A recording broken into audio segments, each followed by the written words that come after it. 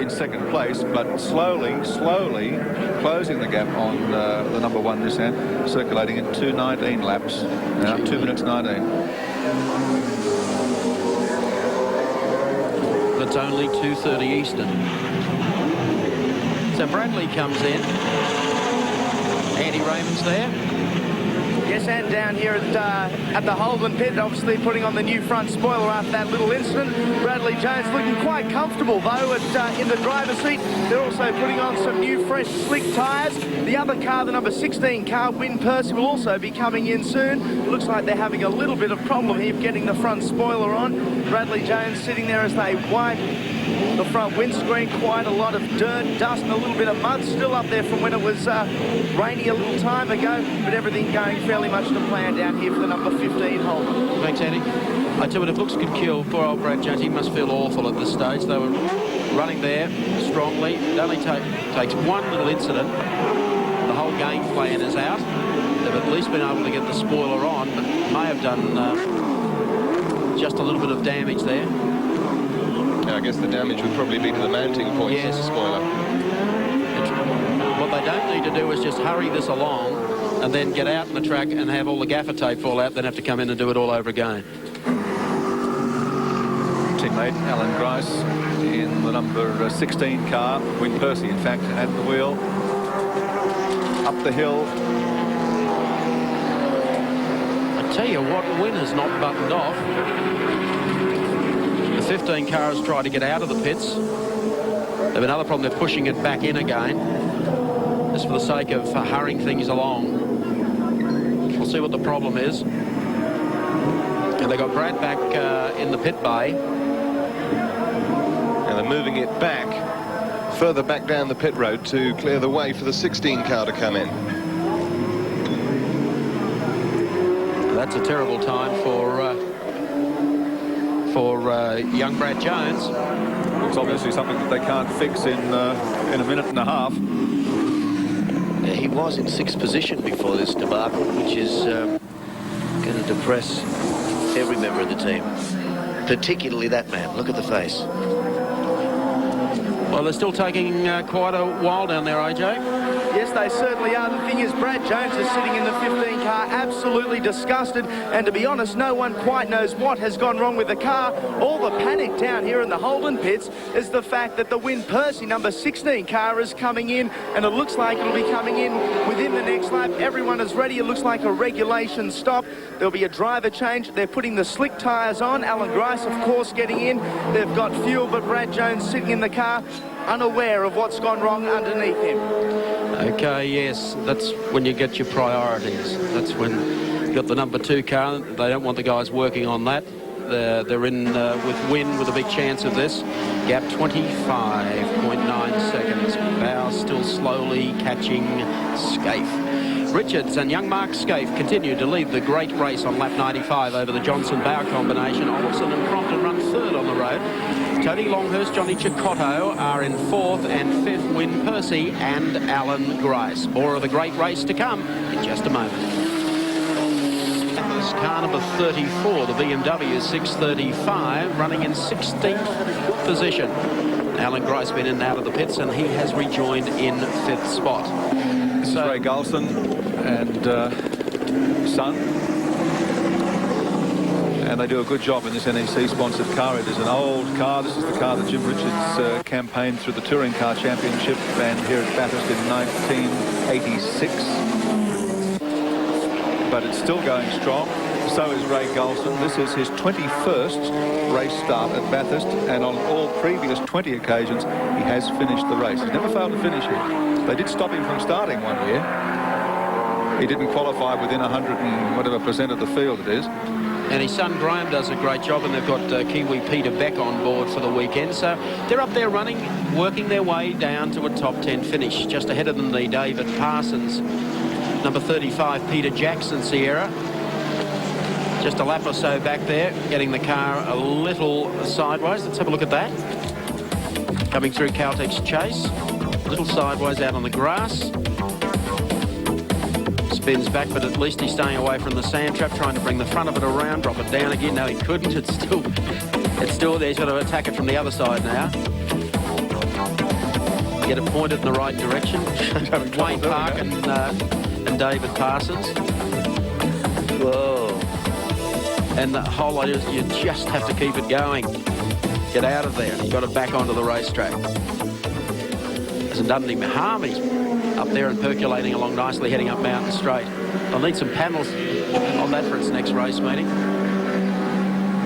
That car's just had a pit stop as well. And car 15 we saw going into the pits, Brad Jones, who had that problem originally with the spoiler and then got stuck in the pit lane. The problem with that car is the tail shaft, which they're having to replace. So a long pit stop in prospect for Brad Jones. Stratfield Car Radio's entry, car 42, the Commodore of Graham Moore. Wayne Gardner is coming back to the pit shortly, and I understand Wayne Gardner will get back into the car. 35. The Park Parsons car running in 10th at the moment as we get down to the pits. AJ with Bradley. And the dramas continue for the Holden team. The number 15 car, Bradley Jones, a universal joint at the back of the car, all from the second gear, not sticking. It's not meant to be our year. The car's jumping out of second gear, so I've been using third most places, and we got pretty close behind Tony. I went back to second just by habit and jumped out about halfway around the corner. So it's just one of those things, I guess, a bit like the tail shafts. When that's what happens. Then you came into the problem of the boss coming into the pits while you were here. Yeah, I guess after roaring around for a few laps, it's pretty hard to just sit here and watch someone else get serviced. But he's got a bit of a chance and we've got none, so you've got to play the game. Okay, thanks, Andy. I think Bradley said it all. That tail shaft was probably damaged sitting on the ripple strips over there, mate. Would have been, or car number 70. We've seen the great scrap here. The Bates lads continuing, and then the baby car class. I think the Bugwana boys are giving them some curry here today, Wilco, as well. Yes, these three cars have run at the top of the field in the 1600cc category all day.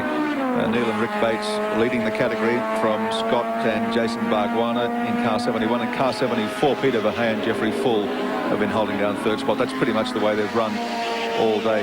And for those drivers out there that are enjoying the respite after the downpour that we had earlier, they'd better make the most of it, because there are dirty black-green clouds rolling in from the southwest, and I would think we might get more rain.